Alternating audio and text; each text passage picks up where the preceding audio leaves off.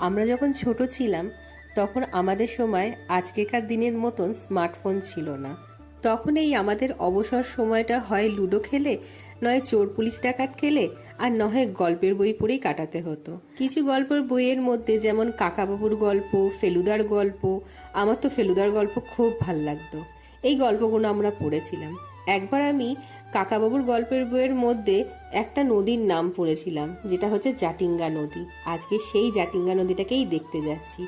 শিলচর থেকে আমাদের জাটিঙ্গা নদী এক্স্যাক্টলি যেটা, সেটা 80 কিলোমিটার, কিন্তু আমরা এক্স্যাক্টলি জাটিঙ্গা নদীটা যাইনি, তার পারে এসে দাঁড়িয়েছি। এইটাই হচ্ছে সেই জাটিঙ্গা নদী। এর ওপারটাই হচ্ছে জাটিঙ্গা স্টেশন।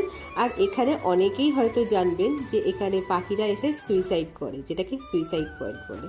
আজকে আমরা এখানে বেশ কিছুটা সময়ও কাটাই আর কিছু ছবি তুলি। বেশ কিছুক্ষণ সময় কাটানোর পর এবার আমরা